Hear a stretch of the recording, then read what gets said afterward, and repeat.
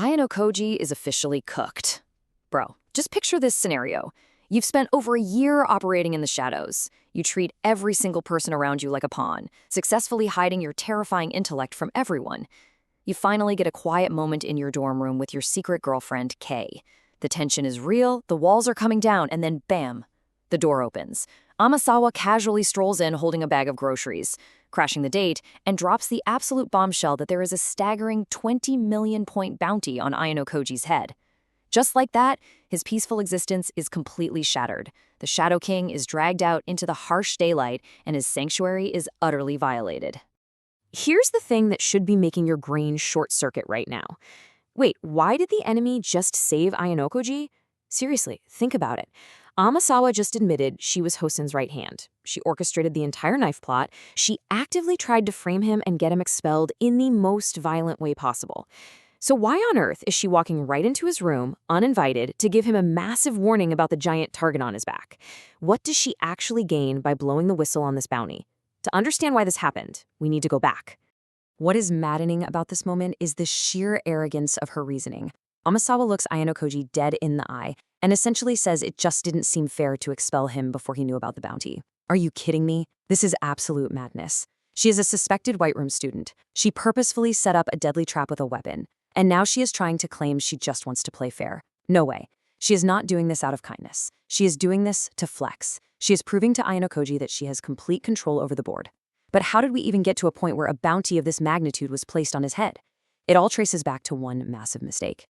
Let's dive into the direct cause of all this chaos, because it brilliantly illustrates his ultimate tactical error.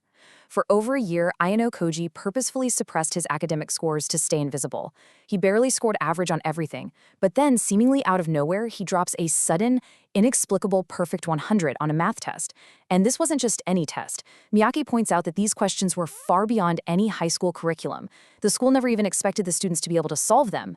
Sudo and Miyake are genuinely tweaking out.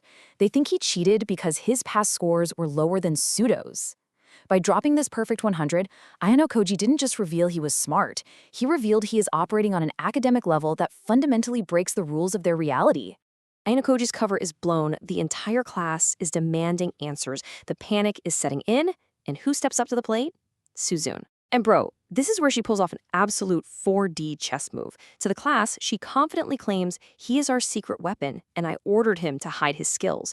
It sounds incredibly noble, right? Like she is protecting a misunderstood friend. But her actual cold, calculated motivation is entirely different. She does not view him as a friend who needs saving. She needs Ayanokoji as an asset. She knows deep down that she cannot possibly climb to Class A without his genius. Her entire public exclamation isn't just about saving his skin. It's about making sure her best tool remains protected so he can keep doing her dirty work. This leads to Suzune's cover-up masterclass. She reframes Ayanokoji's terrifying intellect for the entire room. Instead of him being a manipulative liar who didn't trust his own friends, she brilliantly frames his secrecy as a tactical advantage that she explicitly orchestrated. She tells the class that if he had shown his hand early on, heavy hitters like Sakayanagi or Ryuen would have relentlessly targeted him before Class D could even get off the ground. But now she weaponizes the class's newfound unity. She tells them that someone targeting Ayanokoji is less of a threat because they will simply work together to protect him. She flawlessly flips the class's feelings of betrayal into a burning desire to shield him. And the craziest part, it actually works. This brings us to a low-key beautiful character shift. Sudo's reaction is everything here. In the past, Sudo would have thrown a massive physical tantrum over this. He would have felt completely betrayed and humiliated that the guy tutoring him was actually a secret fighting and math genius, deliberately making him look stupid. His inferiority complex would have exploded. But instead, he just looks at Ayanokoji and says he is too busy working on himself to worry about what he's doing. He doesn't snap, he matures. He asks Ayanokoji straight up if he's as physically dangerous as Hosen, realizes Ayanokoji is going to keep his secrets and quietly accepts it. This is absolute cinema for Sudo's character arc. While Class D unifies around their newly discovered ace, the wider school is feeling the shockwaves. Kanzaki is stressing heavily right now. His class just got demoted down to Class C. Their grand alliance is broken, their morale is crushed, and his classmates are ready to butt heads with Class D out of pure frustration. And what does Kanzaki do? He steps right into the middle of the tension and firmly warns his classmate that Ayanokoji is not their enemy. Kanzaki is one of the very few people in this entire school who actually senses the danger Ayanokoji poses. He knows that picking a fight with this guy right as the mask is starting to slip is an absolute death sentence for their class's future. So the crucial takeaway here is that Ayanokoji is now firmly on everyone's radar. The ghost is finally visible. And that brings us to the midpoint shift of this explainer. We have to follow the money. Look at how fast the stakes escalated here. We went from basic first-year exam threats and typical school bullying straight to a staggering 20 million point bounty. That is an economy-breaking amount of points. Ayanokoji and Suzune sit down and do the math. Who in this entire school has the sway, the vast point resources, and the means to convince the first-year class to hunt Ayanokoji down like a pack of wolves? The list of suspects is incredibly tiny, and all signs point directly to the new student council president, Nagumo, which naturally triggers Suzune's next brilliant gambit. Because if Nagumo is the puppet master pulling the strings on this massive bounty, they desperately need an inside man. So she marches right into the lion's den. She approaches Nagumo directly and formally asks to join the student council. And to get her foot in the door, she uses the one thing she knows is an absolute cheat code: her brother Manabu's legacy. She tells Ayanokoji she doesn't love being just another piece in his game, but it serves her own high ambitions too. She is more than willing to be the mole, the double agent, to figure out if Nagumo is actually the one who placed the bounty. But we have to stop and ask the real question here. Why is Nagumo so obsessively fixated on Ayanokoji in the first place? Nagumo is at the very top of the food chain, he has the points, he has the power, so why care about a random second year? Well, Nagumo's entire complex is deeply rooted in a bitter, unfulfilled rivalry with Suzune's older brother, Manabu. Nagumo desperately wanted Manabu to acknowledge him as an equal, but Manabu only ever seemed truly interested in the hidden potential of Ayanokoji. So, in Nagumo's twisted house, completely breaking Ayanokoji is the only way to retroactively defeat Manabu. It is his way of proving to everyone that he is the undisputed king of this school. It is purely about Nagumo's fragile ego. The exact moment Nagumo accepts Suzune onto the council, the tension in the room thickens so much you could cut it with a knife. He looks dead at her and promises he is going to work her harder than she has ever worked in her life. And right on cue, Vice President Kiriyama emerges from the shadows of the office. The power dynamics on this council are incredibly complex, and Kiriyama is the ultimate wild card in this scenario. Suzune is walking straight into a viper's nest. She has to constantly prove she has the bite to match her bark, all while secretly investigating the single most powerful and vindictive student in the entire school right under his very nose.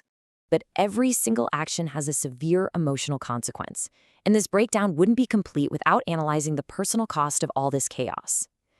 Ayanokoji is rapidly becoming a superstar, and Ki is terrified. She tells him that with all those eyes on him, it's hard to tell people they're dating. This is such a deeply human, incredibly vulnerable moment. Ki isn't just worried about the shadowy threat of the White Room or brutal special exams. She's worried about looking vain. She genuinely doesn't want the rest of the school to think she's only trying to date him as a status symbol now that he's the famous guy who gets perfect math scores. She is profoundly insecure that his newfound fame is going to make their secret relationship permanently dangerous. Which brings the narrative full circle right back to our hook. Ayanokoji gently reassures Kei, tells her she's beautiful, the emotional walls are coming down, they are finally having a real, genuine human connection, and then the doorbell rings. Amasawa crashes the date with groceries. The sheer terrifying reach of the White Room is on full display here. Ayanokoji thought he had a safe haven, a small, private place where he could just be a normal teenager for 5 minutes, but Amasawa proves that his sanctuary is completely compromised. She just walks right in, radiating absolute menace wrapped in a cheerful, bubbly smile, violating his privacy and brutally ripping away whatever tiny shred of peace he had left. And let's really break down Amasawa's ultimate flex in this scene. She stands right there in his room and casually lists off her accomplishments like she's reading a grocery list. She is just cold. She monitored Ki's every single move since she got back to the dorms. She purposely bought that specific knife during their shopping trip just to meticulously frame him. She played a physical monster like Hosen, like a puppet, effortlessly filling his head with deadly plans. And she only revealed the 20 million point bounty because she thought expelling Ayanokoji in the dark was too mean for her taste. She is a full 10 steps ahead of everyone else, and she explicitly wants Ayanokoji to know that he only survived this week because she allowed it. And just as the massive adrenaline of that encounter starts to fade, the explainer drops us into a quiet, heavy emotional landing. Ayanokoji meets Nanase outside under a bright, beautiful blue sky. It feels peaceful, but the reality they discuss is absolutely brutal. A boy from Class 1C, someone Nanase laughed with just yesterday, was expelled, gone in the blink of an eye. This is the ultimate stakes reminder we needed right now. This isn't just a fun game of points, pride, and clever school tricks anymore. Real people's lives, their entire futures, and their carefully built dreams are being permanently erased from the school because they got caught in the crossfire. And Nanase isn't backing down for a single second. Just listen to her chilling resolve here. She says if she relies on him slipping up day to day, their plans will never go anywhere. She finally realizes that trying to ambush Ayanokoji in the hallways, in the dorms, or in the shadows is useless. He's way too guarded and way too smart for that. So she is actively waiting for a direct special exam. She wants a sanctioned, unavoidable battleground where she can strike with full force and eliminate him without any hesitation or regrets. She's telling him right to his face, I am still hunting you, I am not stopping, and I am just waiting for the arena to officially open. And the school is more than happy to provide that exact arena. The energy explodes back up with the grand announcement of summer vacation. The school promises 8 full days on a massive luxury cruise liner. Uninterrupted peace, no special exams, just pure relaxation, beautiful weather, and fun on the open ocean. But come on, bro, this is Classroom of the Elite. We all know better by now. The school never gives anything away for free. There's always one massive, brutal catch waiting in the wings before they ever get to step a single foot onto that luxurious boat. Because before they can enjoy a single second of that beautiful cruise, they have to survive the preliminary exam. Welcome to the Deserted Island survival game, the ultimate, most terrifying bait and switch the school has ever pulled. This is going to be the absolute crucible. There are no safety nets here, no teachers to step in, and absolutely no hiding behind class unity in the comfort of the air-conditioned dorms. Ayanokoji is going to be dropped into a wildly hostile jungle environment with an active 20 million point bounty on his head, Nanase waiting for a direct physical strike, Amasawa pulling deadly strings in the shadows, and Naguma watching his every single move from above. He is surrounded. This leaves us with the biggest unresolved thread. Who really placed that 20 million point bounty in the first place? Is it Nagamo, trying to brutally force Ayanokoji into a corner to prove his ultimate superiority? Is it a White Room enforcer pulling strings we can't even see yet? Or is it someone completely unexpected, quietly waiting in the shadows for the absolute perfect moment to strike? The island exam is about to force everyone's hand, and no one is safe. Drop your theories below, subscribe to Zero Anime, and I'll see you in the next one.